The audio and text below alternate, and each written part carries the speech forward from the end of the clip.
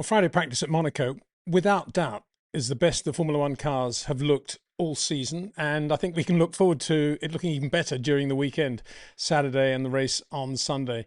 For once, we didn't have to worry too much about the new 2026 regulations because basically the cars had all the power they could handle around the tight Monaco lap, very short lap as well, of course, which meant so many things. We didn't have to worry about super clipping, didn't have to worry about lift and coasting and monitoring between the two.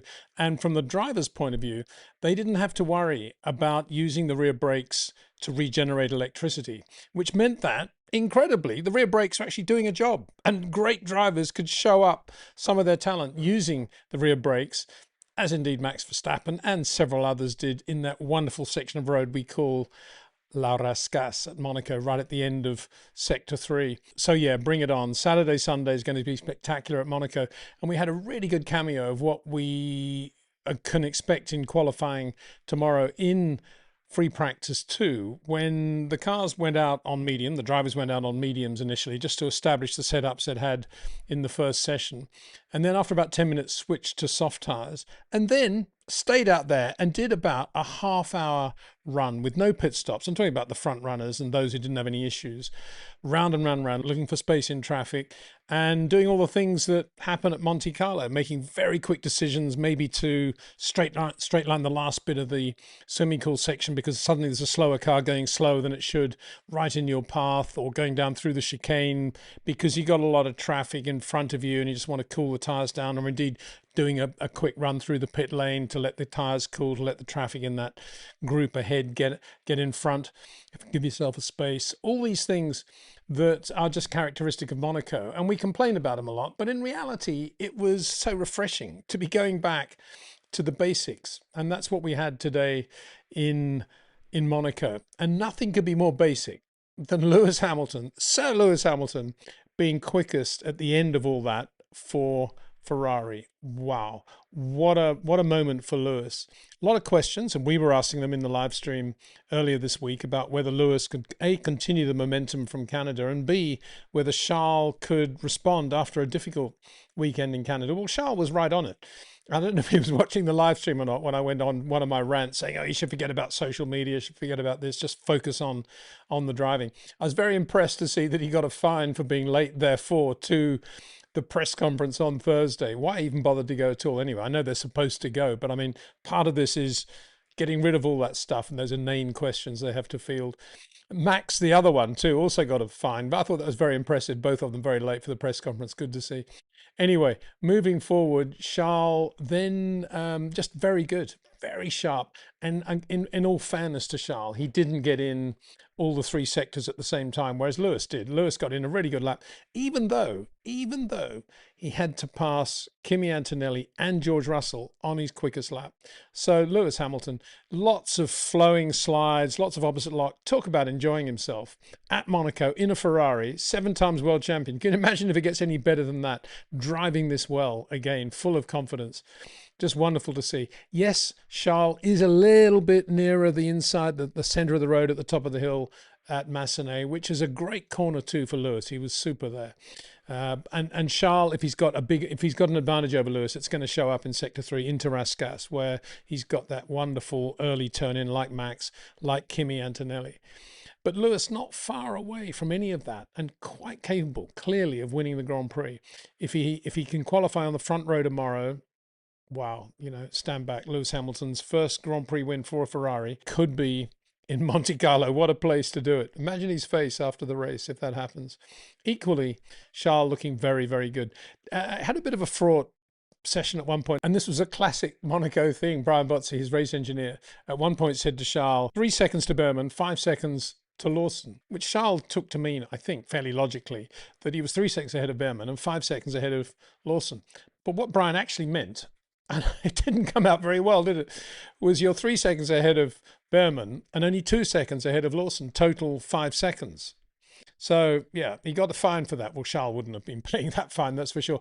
Classic Monaco. These things, Lawson did get impeded by Charles, no question about that. And Charles knew about it straight away and said, I thought you said I had 5 seconds over Lawson. He said on the radio.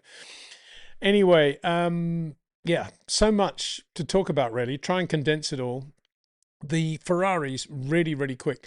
Of the four leading teams, Mercedes, Ferrari, McLaren, Red Bull, three of them took advantage, as we talked about right at the end of the live stream, of there being no active DRS at Monaco because of the nature of the circuit, because of the power that's available, by mounting little winglets, in the case of McLaren and Red Bull, over the activation device on the rear wing, which was sensible.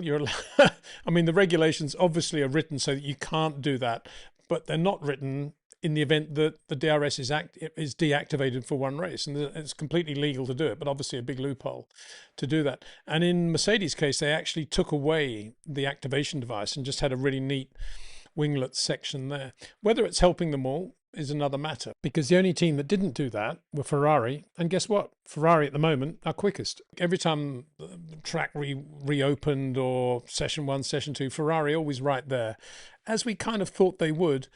So where are Mercedes? Well, in fairness to Mercedes, certainly Kimi Antonelli didn't get a lap in where he combined all three sectors well. George, the same, quite a lot of traffic. George took a while to get going as well. And Kimi at one point said, at the end of, once he'd done his quickest lap, said, why did the red magic come on at turn 8? Red magic is, the magic is the thing, you'll recall, going back to Baku, it's a word that Mercedes use sometimes when they've got something trick they don't want anybody else to know about.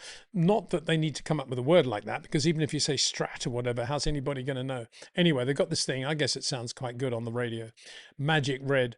And they're using it through turns 7 and 8, which basically is out of the hairpin, the station, what used to be the old station hairpin, and then into the two portier sections, the two right-handers. And we think, and I was talking to Mark Slade about this, it's one of these modifier paddles, which probably gives a change in diff locking, engine braking, combination of these to help the balance.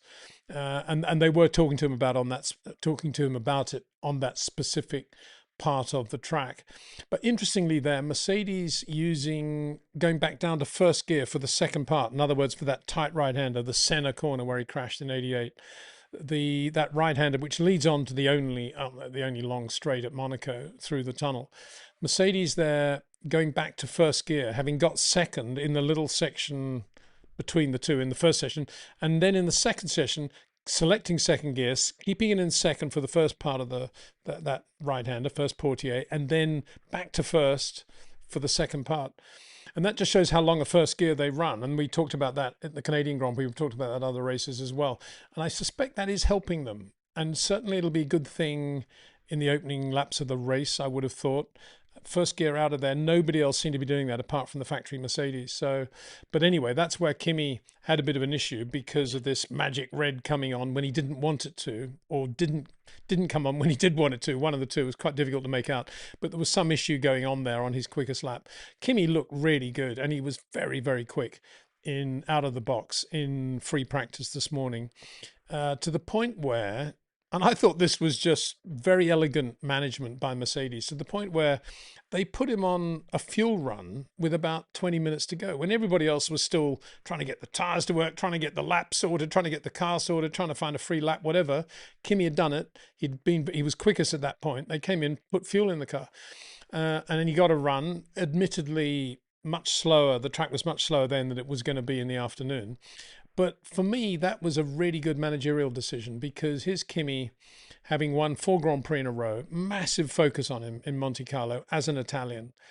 And no better thing, just once he's gone quickly in the car, just to calm him down, because the track is going to get quicker, go out and do a fuel run. I thought it was really good. Very, very good management, because you can go on and on and on. And take Isack Hadjar, very good example. Quick in the Red Bull, as he was in Canada. But then he dropped it towards the end of free practice 1, dropped it coming in the last slow part of the swimming pool section. A really weird spin, because normally if somebody shunts there in that second part, it's usually they've used too much apex curb through the left-hander there. The car jumps up and goes into the guardrail on the right. But he basically it looked as if as he turned in a little bit too sharply and a little bit too quickly, he just lost the rear, and then he was just a passenger and went into the guardrail on the outside. And very oddly, from the impact, the left rear wheel came off the car, which I'm sure is something the FIA are going to be looking at, because that shouldn't be happening. Obviously, it didn't go anywhere because it was compressed by the whole geography of the accident. But yeah, quite a big shunt. And But they got the car built and he was out later on, and he did a quick time right at the end as well, at the end of second practice. So Red Bull looking very good as well. Well, better than McLaren so far. Max Verstappen, from the beginning of free practice one, looked like Max around Monaco. You could get on board with him. You could really enjoy the laps, see all the early turn in, the short corners, particularly at Rascasse. And not a lot of chat on the radio. Seemed to be pretty happy with everything, except when the tyres were going away. Obviously, that wasn't a great thing. But generally, Red Bull not looking bad at all. And Max Verstappen, I suspect, is thinking second row possible. Maybe if I get a really good lap with no traffic, maybe even the front row. Not too bad at all. And looking at a race result. So that's another reason I began this video by saying it's the best Formula One's looked all year. Not because Max has had a good day or Lewis specifically, but because the great drivers are starting to be able to show what they can do in the cars. Not starting to, they are showing what they can do in the cars. And I thought it was very, very good. It's brilliant to watch Max again through that Rascasse section where he was so quick. Sectors 1 and 2, again, he, like others, he didn't get perfect laps in, so he could have gone a little bit quicker as well. Wouldn't have made a lot. He wouldn't have been as quick as the Ferraris, but not far away. And interestingly, Max then did his Max thing, Red Bull too, and did a fuel run in the second session. Best lap of 16.3. He did 1, 2, 3, 4, 5, 6, 7, 8 laps with fuel in the car, which was very impressive as well, with everything else going on around at Monaco and all the drama of Monaco. 16.3. For the record, Kimi did a 16.8 when he did his run in the first session, but the track, as I say, would have got a lot quicker. And nobody else really, that's incorrect. George went out with fuel as well and did a 16.2, 16.3. So Max on fuel at the moment, you could say maybe a tenth slower than the Mercs, but not a lot. And George only did 2 laps, you see, and Max did that lap after 1, 2, 3, 8. That was his 8th lap. So Max on fuel looked to be right where Mercedes are. Wow, first time we've been able to say that this year. So yeah, all a bit mix and match when it comes to fuel. But I think the only real message at the moment is that Red Bull are looking quite good on the free lap and with no fuel in the car as well. Terrible day for McLaren though.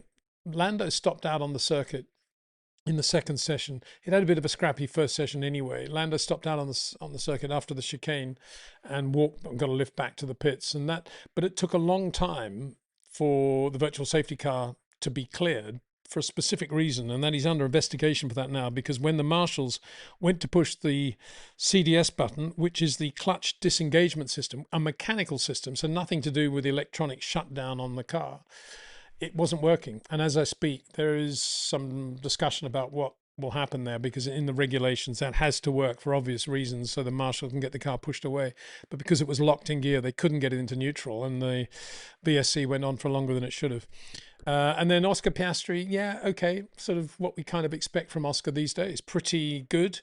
Got it together in the end with a lap, but not as quick as Max, and not as quick as the Ferraris, certainly, and not as quick as the Mercs, but there or thereabouts. So behind him, very, very good performance from the 2 Audis. Nico Hülkenberg in particular was quick from the start and was quick in both sessions. Very, very good. Pierre Gasly finally getting it together as well for Alpine. They did a lot of work on that car, investigation on his car after Canada, because he kept saying there is something wrong about this car. This just doesn't feel right. And now the gap to Colapinto is about where it was last year, and Pierre Gasly's right up there, looking like a guy that's going to get comfortably into Q3 around Monaco. And Carlos Sainz and Oliver Behrmann, 2 other drivers, 2 very quick, talented drivers who, in this new environment that Formula One finds itself, unique Monaco environment, were able to show their talent as well. Carlos, of course, just re-signed for a few more years at Williams. Where else can he go, sadly? Love to see him in a better team, in a more competitive team, but no choice. He's got to stay at Williams. But Lewis Hamilton at the moment at Ferrari, wow, what a job he's doing. So as I say, bring it on. Looking forward very much to the weekend. The Formula One cars finally look like Formula One cars, and it took Monaco to do it. What better place? What better venue?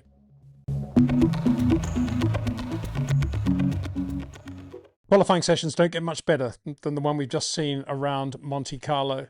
What a display of talent from the world's leading Formula One drivers, from Kimi Antonelli, Max Verstappen, Charles Leclerc, Lewis Hamilton, And you could add a few others as well, but this was the sharp end of qualifying. And by Q2, it was none other than Max Verstappen at the top of the list for Red Bull Powertrain Ford. A bit of a mouthful when you say it, but on track, the car and Max looked fabulous. Ferraris, meanwhile, had fallen away a little. They'd lost grip because the ambient temperatures went up. The track temperature went up massively from FP3 this morning when, again, the Ferraris were very, very fast. Charles Leclerc looked to be heading towards pole for his home Grand Prix because although Kimi was quickest in FP3, Oliver Behrman brought that session to a premature halt when he lost it at the top of the hill, and Charles Leclerc could therefore point potentially to a faster lap time. But from the minute qualifying began, it was a struggle, and Ferrari had nothing like the same grip, probably because they don't have the same inherent natural downforce, efficient downforce as, got to say now, the Red Bull, it looks like, and certainly the Mercedes across the board. And so they were struggling.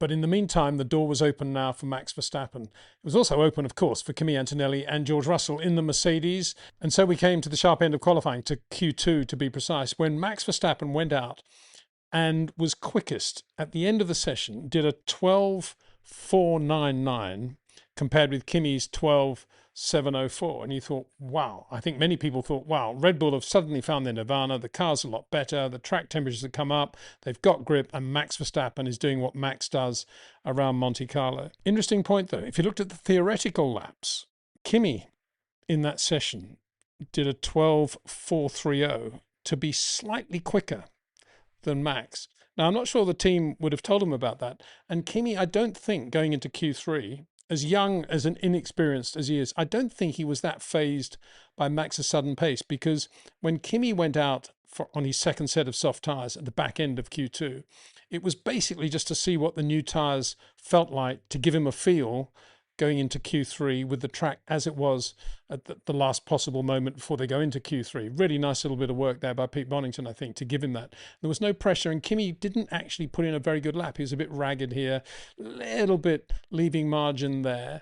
And so I think Kimi went into Q3 feeling very, very confident. And the reason I say that is because if you watch him on board, he is absolutely perfect around the Monaco lap. And I say that in the context of how good the Mercedes is around the Monaco lap as well. And we'll get onto that in a minute, the difference between that and the Red Bull. But very difficult, impossible to fault Kimi's driving, I thought, around Monaco. Breathtakingly good. The car square to the road all the time. And he'd come out of Saint-Devote, a good example. And in Q1, and Pete Bonington, we get on the radio and said the difference between you and George there, Kimi, he's using slightly less curb than you at the apex. Give that a try. Next lap, he uses slightly less curb, has a perfect exit. I mean, that's brilliant at the speed he's going. Okay, top of the hill, Kimi Antonelli, absolutely where Max Verstappen is. Slightly left to center as he's going in, which involves massive commitment. Flat car over the top of the bump.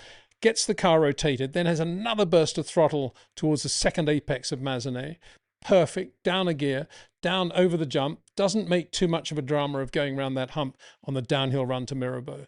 And then all of those corners, there's no rush on the minimum speed. All of them are just perfect rotation at exactly the right point.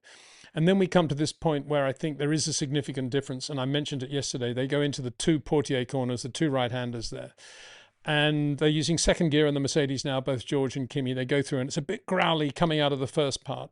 And as they go into the second, they go back down to first, take first for the second, and then accelerate hard, first, second, third, into the tunnel. And that's what none of the other teams on the grid are doing. They're all keeping second on that right-hander there. And I think that in qualifying, I said yesterday it will probably make a difference early laps of the race, and I still think it will. But it certainly, I think, made a slight difference in qualifying as well between Kimi and Max. And that indeed is where Kimi was slightly quicker than Max in Sector 2. And then the run through the tunnel. Kimi, I never saw Kimi, apart from yesterday, did it once, never saw Kimi lock up, brake too late. Everything was just done in perfect time, perfect sync, lovely exit, lovely entry into the chicane there. And it's not easy. We saw Gabriel Bortoleto hit the apex curb on the left in Q1 and break the front suspension on the Audi, which is a great shame for Audi because the car's going very well at Monaco. But Kimi, every lap, I mean, this is just bread and butter for him, but he's like, a couple of millimeters from the guardrail going in on apex and then coming out exactly the same on the apex on the second left there, up to back. Absolutely perfect timing of braking, gear changing into the left-hander there. Everything is happening so smoothly and so much coordination. Then through the fast swimming pool section, exactly the same bit of curb every lap, and the car just flat as it comes out of that first left-hander down into the tighter braking area, again into that part of the circuit where you see quite a lot of drivers making mistakes. There was a lovely slow-mo of Sergio Perez's right front Pirelli hitting the guardrail, deflecting as from the impact, but being perfectly okay. Full marks to Pirelli. And meanwhile, Sergio's looking way over to the left. Peripheral vision, question mark. Anyway, it is a place, of course, as we saw yesterday with Isack Hadjar, where you can have a big moment. But Kimi, every lap, beautiful flat car under braking, nothing rushed on rotation, and beautiful exit.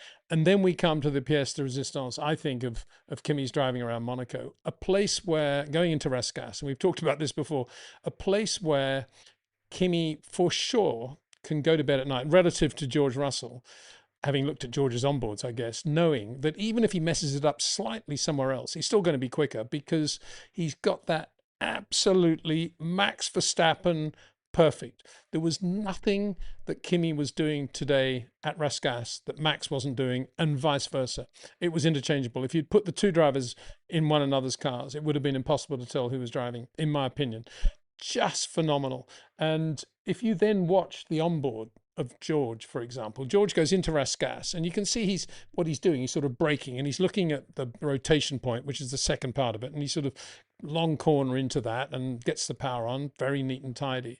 But Kimi goes in much earlier. He's got much more speed going into the corner and then just does a perfect rotation and loses absolutely no speed at all. Maybe he's slightly down on minimum speed there. Oh, it was just breathtaking to watch. It was as if Max Verstappen was in the Mercedes, I got to say. It was just superb. And no wonder he was unflurried by the pressure. And I talk about the pressure now because at the end of his first run in Q3, Kimi Antonelli was just quicker than Max Verstappen. I've got to refer, there's so much going on, I've got to refer to the notes. Okay, Kimi had done this is the theoretical time. Kimi had done a 12.252 and Max a 12.369. And indeed, Kimi was slightly quicker on the real lap time as well. Then Pete Bono got on the radio, and what a great job he does. Talk about calming, talk about allowing the driver to think clearly without shouting in his ear and getting excited, just keeping the mood absolutely as stable as you possibly can. Pete Bonington, I think, is just outstanding. And he learned all that from Lewis, of course, but now he's parlaying all of that into the whole Kimi thing. And why not? He learned from the best. Mark Slade. Bono got on the radio at the end of that first run, and they all know there's one more lap to go on another new set of Pirellis. And he says, it's very tight across all sectors, Kimi. And Kimi says, and he sort of goes, and he says, yeah, to Verstappen. And then Kimi, for sure, is thinking, oh, no, it's Max again. And he just says, copy. And then he says, basically, it's mid-corner going into Massenet, top of the hill. I can't think of anything worse if you're going out for your last qualifying run at Monaco to know that the place you have to pick up pace is the top of the hill going through Massenet. Yeah, of course, there was a little bit turn 8 as well. Okay, that's fine. Mid-corner, Portier. He can do that. He can maybe not be quite as aggressive going in. But Massenet, and he did it. He found that time. And he didn't find that time by braking later or getting near to the guardrail. He just did everything perfectly. He did a perfect rendition of what he had done on his first run, which is the epitome of the art. Because already he was there. He just needed to do it a little bit better in a couple of key places. He was never going to do it any better through Rascasse. But yes, maybe you can always do a little bit more at the top of the hill. And if you compare later the onboards between Kimi and George at the top of the hill, it is unbelievable how wide George is. He's almost so wide that you'd think he's probably picking up a little bit of dust or debris on the outside shoulder of the tyre as he's going over the top of the hill there. Kimi's got to be half a car length to the left of George going in there. And that's where the pace is coming from. And but more than that, everything is so calm. The footwork, you can feel watching the onboards, and you can listen certainly with the way he's using the throttle as he gets on that extra bit of power. Once he's got the car rotated at the top of Massenet, it's just like that. Oh, and the car's dead straight. He's not asking anything of the car. There's no oversteer at all. And it's easy to say, it's a cliche to say he's making it look so smooth. Yeah, but his steering inputs are just phenomenal. No excess movement at all. Everything is so calm as Pete Bonington's voice. I was almost, in tears actually at how good that lap was and how good that was under pressure. And I don't want to detract in any way from Max because there's no doubt at all in my mind that the Red Bull has less grip, efficient grip than the Mercedes. And so Max is doing a superlative job. Can't get any better. And also I think there's that disadvantage of having to use second gear out of Portier as well. I think that's probably hurting them. Well, and I just, I can't speak enough about how pleasurable it was to watch Kimi's lap today. Charles Leclerc tried all he could in the Ferrari, but with no grip. It was always going to probably end in tears. And it did on his first run in Q3, top of the hill. He just went in a little bit too quickly, asked too much of the car. The grip wasn't there and he ran wide, had to abort the lap, came in early for another set of tyres, the final set, obviously. And he was on quite a good lap right at the end. Pretty good sector one. Would have been probably, well, he certainly would have been with Lewis. Whether he would have beaten him is another matter. But sector two, well, to back, the front just got away. Again, he asked too much of the car and whacked the guardrail with the right rear. And that was it right at the end. So he was out. Didn't even make it back, obviously, to the pits. He pulled to a halt in Rascasse. And isn't it lucky that didn't happen a little bit earlier? Because Charles actually, because he came in early after that first run, he went out quite early. And he could have had that shunt maybe a lap before, and he could have actually brought out the yellows, and we may not have had any of that last-minute drama between Kimi and Max. But he didn't, and it all ended happily in a way. And P3 therefore went to that other Ferrari driver who we talked about yesterday, Sir Lewis Hamilton, who was, he's not doing what Max and Kimi are doing through Rascasse, and he's wider. He's inside George going into Massenet, but he's not as inside as Max or Kimi going there. But everywhere else, he's really good, and everything's very fluid with Lewis. And as I said yesterday, if things go his way, he's got half a chance tomorrow, isn't he? For sure. And that'll be great for his confidence. But as he said afterwards, the Ferrari did seem to lose balance or grip, and that's a function, in my opinion, that was a function of the changing weather and how hot it was going into qualifying. George Russell, he did his lap, didn't say a word at the end of it. He must be absolutely gutted. And I think it always comes back to bite you. And we said this after Miami, that if you explain a poor performance when you've been beaten soundly by your teammate by saying, oh, well, it's never been my favorite circuit, roll on Canada. That's, absolutely the kiss of everything. You don't want to do that because now he's paying for that. And Canada, sorry, George, now Monaco. And if anybody should be quick around Monaco, it should be George Russell. Why not? But here's Kimi. There's no way in the world George is in the same class as Kimi going through that Rascasse section. Not in the same planet. And I wonder what George is thinking when he looks at the onboards. And there were a couple of moments when he was actually going in a little bit earlier and he'd just understeer on because he's never really done that. He's always come in slightly wider, sort of Montoya style. Which is okay if you can build up a rhythm to do it, but it's not quick. It's not Kimi quick. Kimi Raikkonen or Kimi Antonelli quick for that matter, if you want to put it in the context of Montoya. But it is exactly what Max does there. And I think, thinking about it now, there's that sort of bond now, isn't there? There's that thing between Max and Kimi, and it must be because Max can feel this guy has got it. He's definitely got it. He's got everything right. So where are we? What happened to the rest of them? Yeah, Isack Hadjar, the sort of Kimi light today, wasn't he? He was really, really good, under the radar, slower than Max, obviously, but nonetheless, very good job. And not wide at all going into Rascasse. Very good at Massenet. Very good recovery after the shunt yesterday. And an all-round excellent performance from Red Bull, given where they were, what's happening at Monaco. And I don't think this is going to be just, it's Monaco now. I think let's wait and see, but I don't think they'll be slow in Barcelona either. George qualified sixth in the end. Woof, 0.394 slower than Kimi Antonelli around Monaco consistently. You could say, wow, he's only 0.4 slow. He was usually half a second slow. So that was something. Oscar Piastri, Lando Norris. Yeah, well, sorry. I think the McLaren is a pretty good car, but, neither of those drivers is Max Verstappen or Kimi Antonelli. That's the bottom line there. Or Charles Leclerc.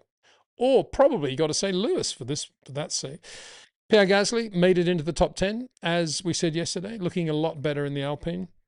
And Liam Lawson throwing it around, not throwing it around, but his late entry, his wide entries and his late braking. And he kept, I mean, he didn't hit anything and he was always there. So good luck to him. He made it into Q3 and he will start 10th tomorrow in the Visa Cash App Special. So I'm still kind of a bit shell shocked by the quality of the driving we saw today and how well it comes over now on TV, and enjoying all those laps on board and following the pressure virtually as it mounted. So yeah, Kimi Antonelli now is on the pole, and in theory, you know, there's Monaco being Monaco, it's his race now to lose.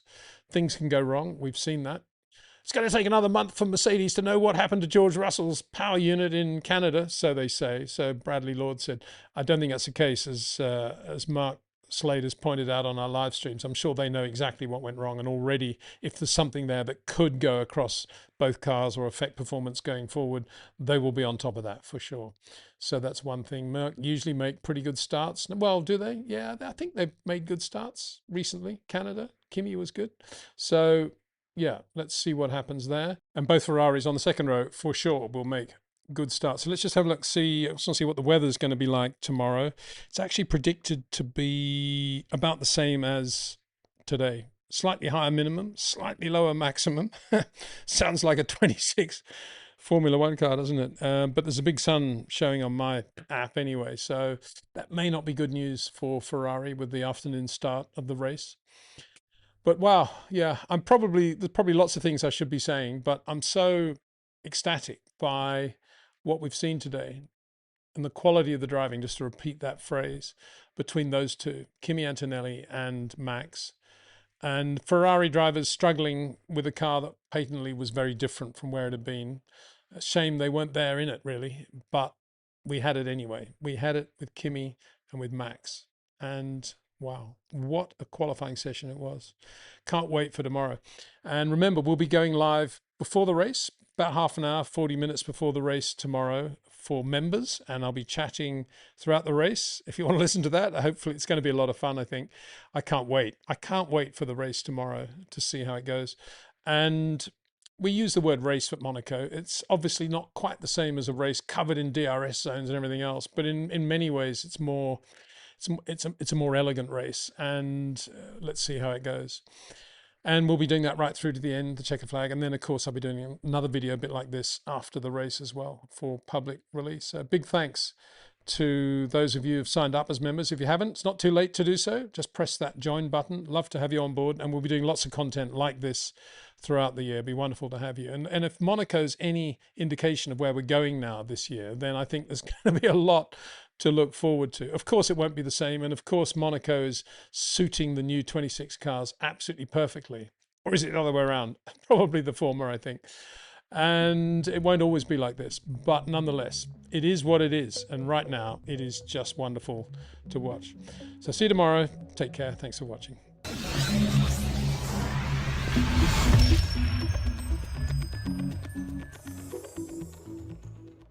Well, as it turned out, this Monaco Grand Prix was over virtually as it started. I say that because Max Verstappen ground to a halt on the grid. It sort of chugged along and then stopped, the Red Bull, that is. A victim of, I'm going to say it, the 2026 Formula One regulations. Okay, nobody else had start line dramas like Red Bull and Max today, but it's a complicated formula. And it's always been complicated getting these things off the line. And on this occasion, Formula One was robbed of an eyeball-to-eyeball, head-to-head fight between Kimi Antonelli on the pole for Mercedes and Max Verstappen alongside him on the front row for Red Bull. And that was deflating. That was an anticlimax of enormous proportions. Okay, it is still the Monaco Grand Prix, and lots could happen and lots could go wrong. And lots did. For a while, it looked very straightforward, but it never is at Monaco, of course. And things happen today that I have to say, even now, are in the hands of the stewards and or yet to be fully explained. Anyway, to get back to the start, Kimi Antonelli made a perfect start from the pole. Max, nowhere. big gap behind him, therefore. And it was Lewis Hamilton who took that position, P2, with Charles Leclerc right behind him in the other Ferrari, P2, P3 for Ferrari. So you could see almost immediately this becoming a processional race of Kimi winning for Mercedes, his just dessert after a brilliant qualifying performance. And in Ferrari, second and third on the podium. Well, it kind of worked out that way. Lewis was second, and that was excellent. We'll get onto that a little bit further into the video. But it didn't happen for Charles Leclerc, and it didn't happen for a lot of others as well. So let's talk about Kimi first. He started, like everybody else around him, on mediums, which for me was a surprise. I guess everybody felt that they couldn't get a proper stint out of the soft tyre because it was quite warm, the ambience was quite warm. But the surprise really was that you didn't have cars like, say, the two McLarens on the fourth row starting on maybe hards, try to extend the stint, do something a little bit different. But they didn't. Maybe they were scared into being, dare I say, boring after making that choice to start on intermediates in Canada. But yeah, at the back of the grid, there were a couple of softs going on. But in general, everybody was on the same tyres. So Kimi pulling away from the two Ferraris, driving beautifully, kept fully informed on what Ferraris are doing in terms of lap time by Bono and that lovely, calm lilt of his. And Kimi obviously enjoying himself because Max was out of the picture. The race was going his way. He didn't have to push at all. He could put a fastest lap in whenever he needed to. And he was gradually eking out a lead over the two Ferraris. He stopped for hard tyres just before half distance. And the race then seemed to be heading towards its natural conclusion. However, the track was starting to break up towards the end of the Rascasse section, going into the right-hander, just at the top of that little incline. And I talked a lot with Mark Slade about this actually in the live stream in the build up to this Grand Prix, about how often and how regularly they do resurface Monaco. And indeed it was one of those newly surfaced patches that started to break up in the heat with the tyre load that goes through there, the energy that goes through there. Started to break it up, put it into rubble. And first thing that happened was that Lance Stroll admittedly ran wide coming out of the last part of the first part of Rascasse and was offline, and then tried to get in to the downhill right-hander, the Noja's corner, but hit the marbles and went straight into the barrier on the outside, bending the Aston Martin Honda. But that was 50-50, you could say. That was not a lot of engine braking either on the Aston Martin, plus he was offline. So to me, that was 50-50. But they decided to put the safety car at that point. And here is where it all started to become very confusing, and for many drivers started to go wrong. Because let's talk about Kimi. We were focused on Kimi. He's out there in the lead. And when the safety car came out, or Bono was actually in the middle of saying to Kimi, if we get into a safety car window, which we about are, what tyres would you want to put on the car? Can you ever think about it? And as he was saying that, Stroll hit the wall, and the safety car obviously was activated. So Kimi then is coming around the rest of the lap. He was about Portier when that was going on. And then he comes around to about the chicane and they say, stay out, Kimi, which I think was the right call. It was only 11 laps, 13 laps to go. He was on the hard tyre. It was running perfectly. He was massive advantage over the rest of the field. But as he came out of Rascasse, they said, no, change your plan. Come in. And Kimi then said, I've missed the slot, and he had to do another lap.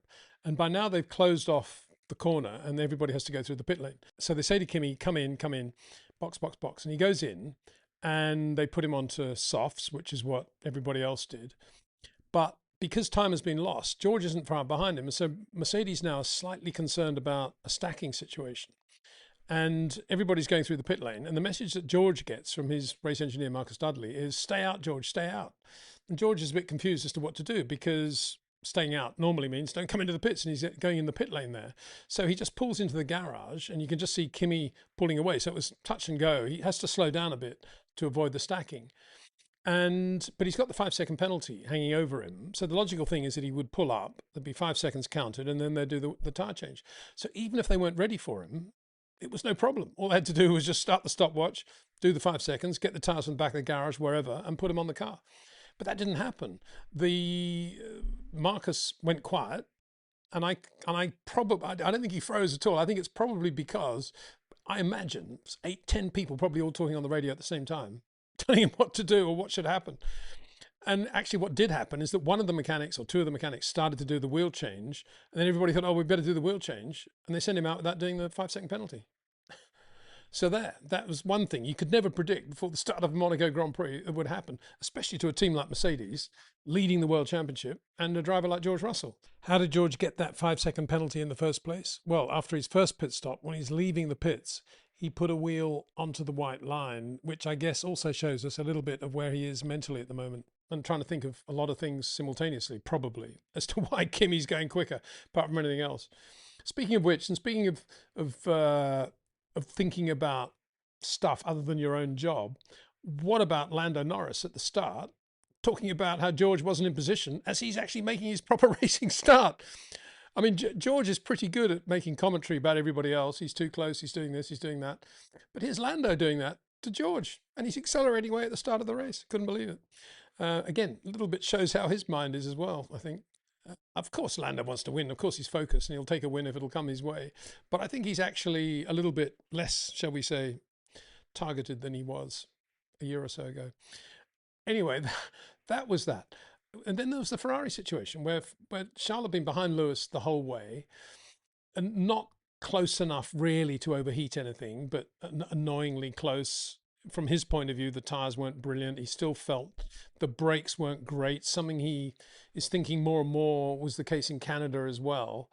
And here, I guess we need to press pause as well and consider what all that means, because Ferrari historically have been very closely wedded to Brembo.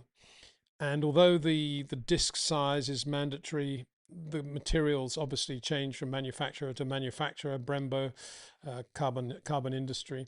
And we know that Lewis had some brake issues, that he wasn't comfortable with the brakes last year, and some changes were made. Now, I don't know. I don't think anybody would know other than inside Ferrari what those changes actually were. Lewis typically has been with carbon industry most of his career, McLaren, Mercedes. But I guess has tried Brembo from time to time. And there he is at Ferrari with the Brembo. And he may well have a sort of mixed combination going on at the moment. I would imagine Charles, I'm only guessing here, I imagine Charles much more down the Brembo avenue. And until, I would have said until Monaco, brakes have not really been an issue in this new Formula One, because they're not really being used in the way they used to be used, particularly the rear brakes. But Charles, after the race today, said, oh, yeah, we had a big brake problem in Canada. I don't think it was a brake problem. I think it was just the feel of the pedal that he's not liking, which actually comes under the heading of the 2026 cars don't reward drivers like Max and Charles who use the car very well under braking into corners. And I think that's really probably what was going on in Canada. And then if you multiply that by Monaco, which is a circuit where it was so energy rich that the brakes actually could do their proper job for the first time, I think that's what was going on with Charles. Maybe some temperature issues, maybe using the brakes more than he ever has this year, or felt the brakes more, and they weren't quite right for him. They just didn't feel right. And he did very well, though. He's doing very well up until Saturday, FP3. After that, he was fine. And then in qualifying, when it got even hotter and Ferrari lost grip and everything else, of course, that had an effect on the braking as well. You lose grip, it's going to affect your braking. And that's what he carried into the race. He said also after the race, I could have made a change to the whole thing before Monaco. We know what the fix is, but we decided not to, just to get through Monaco with the same brakes and then do the change for Barcelona, which would suggest that it's kind of going down Lewis's path. So kudos for Lewis Hamilton coming up with a brake system now that it appears as if Charles Leclerc will be gravitating to. Anyway, before this incident, before the safety car comes out, when they come in for their hard tyres, Lewis comes in first, obviously, then followed by Charles. But Lewis, not the only driver to do so today, and there's another story we'll go into shortly, exceeds the pit lane speed limit and gets a 5-second penalty. So now Charles is behind Lewis. They're both now on the hard tyre, and Charles knows that Lewis has got this 5-second penalty. So now he's starting to run a bit nearer to make sure that he can benefit from that and finish P2 instead of Lewis. Then comes the safety car, and the logical thing then, you would have thought, would be for Charles to maintain track position, inherit P2, and take it through to the finish. And Lewis has to come in, serve he's got to come in anyway to serve the thing. Well, he might as well come in for a tyre change and serve it all simultaneously. And so Lewis comes in. But then they bring Charles in. Charles should have stayed out, got the track position, and finished second. That didn't happen. Instead, Charles is now irate behind Lewis. And eventually, they decide to restart the race with a standing start, but it involves 2 or 3 laps behind a safety car to get the tyres a little bit warmer and to check out where this rubble on the track has been swept to. And Charles goes off. The tyres were not up to temperature. Everything was wrong. Everything felt wrong. He felt wrong. And he goes off and damages the Ferrari and he's out of the race. That was the moment when the race director decided that they would stop the race. Everyone would come into the pit lane and they would try to do some makeshift repairs on that corner. There was a bit of a discussion during the red flag period when all the cars were stopped in the pit lane as to whether the restart with 11 laps to go would be behind the safety car or a standing start from the grid. And they took the decision to make it a standing start, which was quite nerve-wracking, I would have thought, for Kimi Antonelli, because there he is. He's got the race in the bag. What you want now is a safety car restart, eliminate anything possible going wrong. You've got now Lewis Hamilton in a Ferrari, and we know how good the Ferraris are off the line next to you. And you could potentially lose this win that you worked so hard for during qualifying and now for most of the race. Bit like Abu Dhabi 21 with Lewis Hamilton, isn't it, in reverse? I thought it might go that way. But actually, as it happened, Kimi made a perfect, well, he didn't make a perfect start. He made a very good start from the pole at the restart. Lewis made an excellent start from P2, but it wasn't quite enough on the outside with slightly less grip. It wasn't quite enough for him to get alongside Kimi going into Sainte-Devote. And Kimi had the corner, had the run up the hill.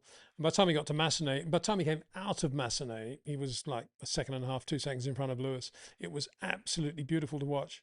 And although he dismissed it as, well, once I got out of the first corner in the lead, I just enjoyed myself.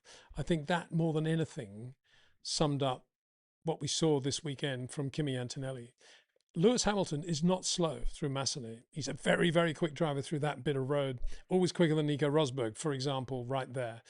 And Lewis driving well, driving really well, and knowing he's got half a chance of being there today. And yet Kimi just pulled out at least a second in that one corner over Lewis at the restart. Just brilliant to watch, the top of the hill casino. And then he did cruise it. And then Kimi just brought it home and waved to the crowd on the slowdown lap. And a lot of people were in tears, I think, because a 19-year-old, it's an emotional moment, isn't it? For a 19-year-old to win the Monaco Grand Prix that way, it was a clean sweep. Pole position, fastest lap, led from start to finish. Wow. And then we come to third place, which at the moment seems to be the property of Isack Hadjar, although as I speak, he's now under investigation for something else, which is that during this safety car break, when they all came into the pits and eventually they stopped, red flagged before they did the restart, the mechanics started working on Isack's car. And when questioned by FIA scrutineers, immediately stopped the work and put everything back exactly as it had been. And that's now been referred to the stewards for their decision on that. So we wait to see what happened there. But Isack finished behind Pierre Gasly on the road. But Pierre, seemingly finishing third on the road, a Frenchman in Monaco, in the Alpine, a kind of French car, also has a 5-second penalty for pit lane speeding. So there's another one. We'll talk about all the speeding fines in a second. Leaving Isack in that P3. And then Oscar Piastri, who also got a penalty for speeding. That was also served in the pit stop. P4, a desultory, disappointing P4 for McLaren in a car, a driver in a car you would have thought would be up there racing with the Ferraris around Monaco. Given the Oscar Piastri we saw about this time last year, how good he was nowhere. I mean, even when Isack was holding up George Russell, Isack for most of the race had engine management issues. The engine wasn't pulling. It felt like he lost first gear. He couldn't do this, he couldn't do that. Car was not easy to drive at all. He was holding up George. They were both pulling away from Oscar Piastri, who had obviously cooked his tyres quite early. But why? I mean, this is a McLaren with all these upgrades they've been doing. Around Monaco, Oscar Piastri getting blown away like that. It was unbelievable, really. Anyway, Oscar eventually finished fourth. He had a time penalty, as did Pierre Gasly. And fifth was Liam Lawson, who kept his nose clean, did a really good job, ahead of his teammate Arvin Lidblad, who also did a very good job. But was a bit, I'm not going to say the word lucky, but that was also a strange thing, because when he came in through the pit lane, it was basically a free pit stop then for tyres. They didn't change tyres. He's still out on his old mediums. He'd already got one stop behind him when the race restarted. And that was how he managed to jump positions and get in front of people like Nico Hulkenberg. It wasn't like it wasn't planning. It was just odd. He just didn't know. No one told him to stop, I think. It looks what it looks like. He just kept going and picked up positions and justified everything I just said about Charles Leclerc and exactly what Charles should have done. What Ferrari should have done with Charles, more pointedly, I think. So then Pierre Gasly eventually 7th. Obviously very annoyed with that. 8th, Alexander Albon, who went round and round in the Williams. Sergio Perez finished 10th on the road in the Cadillac, would you believe? Great result for them, given the start of the team this year. But 2 penalties dropped him way out of the results, giving 10th place, would you believe, to Fernando Alonso in the Aston Martin Honda.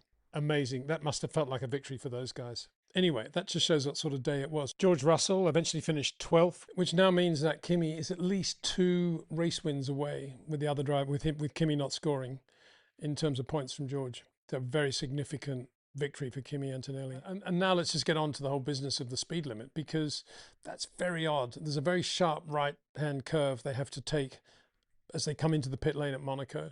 And there's a loop, a timing loop. It's 60 kilometers an hour, but the teams calibrate during practice and in the build-up to the race with the FIA, and they make sure they've got a margin for error. There shouldn't really be anything more than the normal very, very few fines. But George Russell got one quite early on in the weekend, and we had so many in the race that one has to wonder whether something was weird going on.